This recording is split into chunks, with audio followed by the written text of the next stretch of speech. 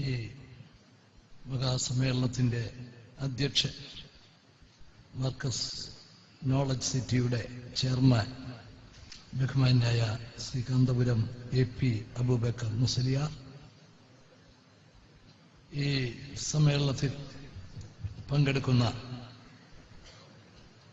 മന്ത്രിമാരായ Shri VK Ibrahim Kunju, doctor MK Muneer, Shri Manjalamkuzhi Ali,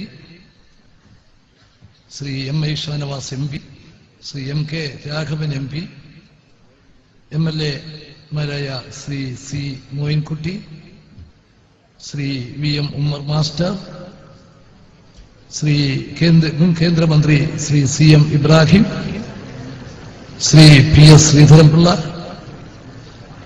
Shri ജനാബ് ഇനിപ്പോയ Abdulla കുഞ്ഞ് Haji, Shri AP Abdul Kareem Haji, മറ്റ് സ്റ്റേജിലും സദസ്സിലുമുള്ള വിശിഷ്ട അതിഥികളെ, മർക്കസിന്റെ ഭാരവാഹികളെ, മറ്റ് ബഹുമാന്യരെ, സുഹൃത്തുക്കളെ, അഭിമാനത്തോടുകൂടിയാണ് ഈ മർക്കസ് നോളജ് സിറ്റിയുടെ മാസ്റ്റർ പ്ലാൻ ഞാൻ റിലീസ് ചെയ്തത്. വളരെ നല്ല നിലയിൽ അത് തയ്യാറാക്കിയ ശ്രീ സലീമിനെ ഞാൻ ആദ്യമായിട്ട് അഭിനന്ദിക്കുക കൂടിയാണ്.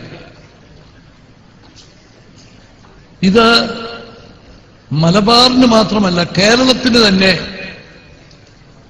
ഒരു അഭിമാന പ്രോജക്റ്റാണ്. എന്ന് മാത്രമല്ല, ഇത് മറ്റു പലതിനും നാന്ദി കുറിക്കുന്ന ഒരു പ്രോജക്റ്റ് കൂടിയാണ്. നോളജ് സിറ്റി ഇന്ന് ലോകം മുഴുവൻ അംഗീകരിച്ചിട്ടുള്ള ഒരു കൺസെപ്റ്റാണ്. കാരണം ഈ നൂറ്റാണ്ട് അറിവിന്റെ നൂറ്റാണ്ടാണ്. അതിൽ എത്രമാത്രം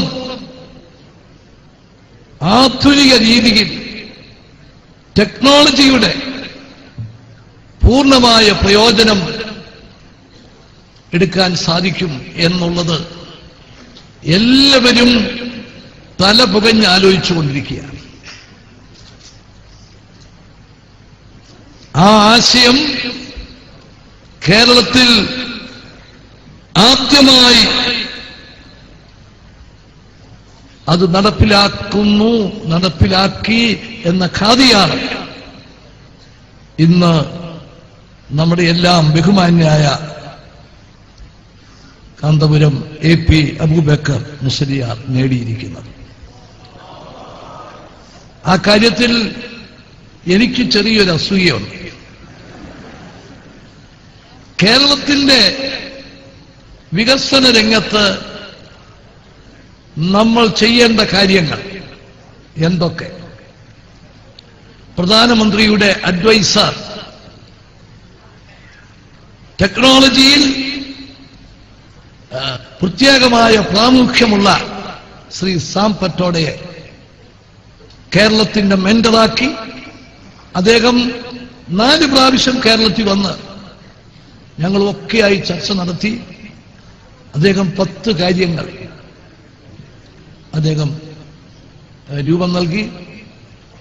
ആ 10-ൽ 5 കാര്യങ്ങൾ ആദ്യം ചെയ്യാനായിട്ട് നിർദ്ദേശിച്ചു. ആ 5 കാര്യങ്ങളില് പ്രധാനപ്പെട്ട ഒരു ഐറ്റമാണ് നോളജ് സിറ്റി.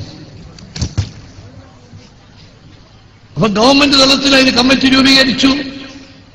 അതിന്റെ നടപടിക്രമങ്ങളൊക്കെ ആരംഭിച്ചു. പക്ഷേ ഞങ്ങളെയും ഓവർടേക്ക് ചെയ്താണ് ഇപ്പം ഉസ്താദ് ഇവിടെ എത്തിയിരിക്കുന്നത്. ഞങ്ങൾക്ക് സ്ഥലം നിശ്ചയിച്ചു, തിരുവനന്തപുരം ജില്ല. അതിന്റെ പ്രോജക്റ്റിനെ കുറിച്ചുള്ള പൊതുവായ ഒരു ധാരണയായി. പക്ഷെ അതിനപ്പുറത്തേക്ക് പോകാൻ സാധിച്ചിട്ടില്ല. ഗവൺമെന്റ് കാര്യങ്ങളിൽ പ്രായോഗികമായ ചില ബുദ്ധിമുട്ടുകളുണ്ട് എന്നൊക്കെയാണെങ്കിലും അതിനേക്കാൾ ബുദ്ധിമുട്ടേറിയ പല പ്രശ്നങ്ങൾ ഉണ്ടായിട്ടും ഇവിടെ മനോഹരമായ ഒരു സ്ഥലത്ത് 125 ഏക്കർ.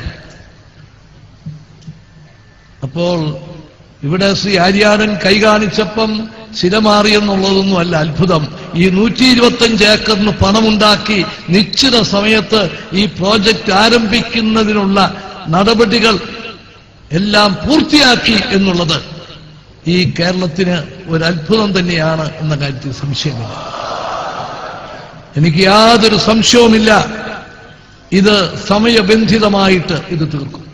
കാരണം ഇത്രയും നേതൃത്വ പാടവവും പ്രവർത്തന രംഗത്തെ മികവും കാര്യങ്ങൾ നടപ്പിലാക്കുന്നതിൽ കാണിച്ച ജാഗ്രതയും നിർമ്മാണ രംഗത്തും അതേ നിലയിൽ മുമ്പോട്ട് വരും എന്ന കാര്യത്തിൽ യാതൊരു സംശയവുമില്ല.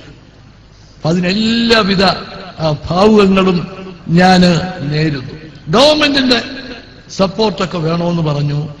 ഞാൻ ഒരു കാര്യം പറയുന്നു, ഇത് പൊതുമേഖലയിലെ ഒരു പ്രോജക്റ്റ് അല്ലെങ്കിലും ഇതിന്റെ പ്രയോജനം ഈ കേരളത്തിലെ ജനങ്ങൾക്കാണ് കിട്ടുന്നത്. അതുകൊണ്ട് ഗവൺമെന്റിനെ സംബന്ധിച്ചിടത്തോളം ഇത് എല്ലാവർക്കും പ്രയോജനം കിട്ടുന്ന ഒരു പ്രോജക്റ്റ് എന്ന നിലയിൽ ഇതിന് ആവശ്യമായ എല്ലാ സഹായങ്ങളും ഉണ്ടാകും എന്ന് പറയാൻ ഞാൻ ഈ അവസരം വിനിയോഗിക്കുകയാണ്. അദ്ദേഹം ഇവിടെ ആവശ്യപ്പെട്ട ഒരു കാര്യം റോഡിന്റെ കാര്യമാണ്. ഞാൻ അപ്പോൾ തന്നെ ഇബ്രാഹിം കുഞ്ഞുമായി സംസാരിച്ചു. നിങ്ങളുടെ MLA ആ കാര്യം ഇവിടെ പറഞ്ഞു. ഈ പ്രദേശവുമായി ബന്ധപ്പെട്ട് പ്രവർത്തിക്കുന്ന 2 MLA-മാരും ഇവിടുണ്ട്. അവർ നിയോജക മണ്ഡലത്തിന്റെ കാര്യത്തിൽ വളരെ താല്പര്യമെടുക്കുന്നവരാ, മോയിൻകുട്ടിയും ഉമ്മർ മാസ്റ്ററും. അപ്പോൾ ഗവൺമെന്റ് ഇങ്ങനെ നമ്മുടെ സംസ്ഥാനത്തിന് തന്നെ അഭിമാനകരമായ ഒരു പ്രസ്റ്റീജിയസ് പ്രോജക്റ്റ് വരുമ്പോൾ ഗവൺമെന്റിന്റെ ഭാഗത്ത് നിന്ന് സഹായ സഹകരണങ്ങൾ നൽകേണ്ടത് നമ്മളുടെ ഗവൺമെന്റിന്റെ ഉത്തരവാദിത്വമാണ്. അതിന് ആവശ്യപ്പെട്ടത് റോഡിന്റെ കാര്യമാണ്. ഞാനത് ഈ ശ്രീ ഇബ്രാഹിം കുഞ്ഞുമായി സംസാരിച്ചു. അടിവാരം കാരിശ്ശേരി റോഡ്, അടിവാരം ചെമ്പുകടവ്, നെല്ലിപ്പൊഴി, പുല്ലുരാംപാറ, പുന്നയ്ക്കൽ, കൂടരഞ്ഞി വഴി കാരിശ്ശേരി. ഈ കാരിശ്ശേരി ചെന്നു കഴിഞ്ഞാൽ നമ്മുടെ പ്രിയപ്പെട്ട MP ശ്രീ MI ഷാനവാസ് ഇവിടെയുണ്ട്. അദ്ദേഹം ഈ കാര്യങ്ങളിലൊക്കെ വളരെയേറെ താല്പര്യം കാട്ടുന്നയാളാണ്. അദ്ദേഹം എയർപോർട്ട് മുതൽ ഇങ്ങോട്ട് ബന്ധപ്പെടുത്തി വയനാട്ടിലേക്ക് പോകാനുള്ള റോഡ്, അതും ഇതിന്റെ കൂടെ ഇതാകുക. അപ്പോൾ അടിവാരം മുതൽ കാരിശ്ശേരി വരെയുള്ള റോഡ് നന്നായി കഴിഞ്ഞാൽ ഈ നോളജ് സിറ്റിക്ക് ലോകത്തിന്റെ എല്ലാ ഭാഗവുമായി ബന്ധപ്പെടുന്നതിന് അവസരം കിട്ടും. എയർപോർട്ടിൽ നിന്ന് വയനാട്ടിലേക്കുള്ള റോഡിന്റെ അതിന്റെ പൂർത്തീകരണവും ആകും. അപ്പൊ MLA-മാരിവിടെ ഉണ്ട്, MP ഉണ്ട്, മന്ത്രിയുണ്ട്. ഗവൺമെന്റിനോട് ആവശ്യപ്പെട്ട ഈ കാര്യത്തിന് അനുമതി നൽകിയ വിവരം നിങ്ങളെ അറിയിക്കുകയാണ്. പിന്നെ അത് നടപ്പിലാക്കുന്ന കാര്യത്തിൽ ഇത്രയും ജാഗ്രത കാട്ടുന്ന ഒരു PWD മന്ത്രി കേരളത്തിൽ ഉണ്ടായിട്ടുണ്ടോ എന്ന് ഞാൻ സംശയിക്കുക. അദ്ദേഹം അധികം സംസാരിക്കത്തില്ല, പക്ഷേ ഉദ്ദേശിക്കുന്ന കാര്യം അദ്ദേഹം നേടിയെടുക്കും. ഈ 2 കൊല്ലം കൊണ്ട് PWDക്ക് ഗവൺമെന്റ് ബഡ്ജറ്റിലൂടെ കൊടുത്തിരിക്കുന്നത് 240 കോടി രൂപയാണ്. പക്ഷേ ചെലവഴിക്കുന്നതിനുള്ള പ്രവർത്തനവുമായി മുന്നോട്ട് നീങ്ങിയിരിക്കുന്നത് 2000-അധികം കോടി രൂപയുടെയാണ്. അതെല്ലാം സമയബന്ധിതമായിട്ട് പൂർത്തിയാക്കാനും അദ്ദേഹത്തിന് സാധിച്ചിട്ടുണ്ട്. അപ്പം ഈ അടിവാരം കാരിശ്ശേരി റോഡിന്റെ കാര്യത്തിലും എനിക്ക് യാതൊരു സംശയവുമില്ല, ഇബ്രാഹിം കുഞ്ഞ് അത് ഏറ്റവും വേഗത്തിൽ അത് പൂർത്തിയാക്കും. അത് അടിയന്തരമായ നടപടികൾ സ്വീകരിക്കും എന്നുകൂടി പറയാൻ ഞാൻ ഈ അവസരം വിനിയോഗിക്കുന്നു.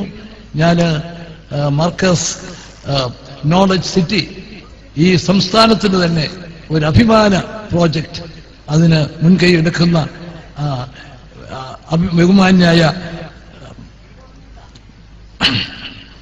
കാന്തപുരം AP അബൂബക്കർ മുസ്ലിയാരെ ഒരിക്കൽ കൂടി അഭിനന്ദിച്ചുകൊണ്ട് എല്ലാവിധ ഭാവുകങ്ങളും നേർന്നുകൊണ്ട് ഞാൻ എന്റെ പ്രസംഗം അവസാനിപ്പിക്കുന്നു.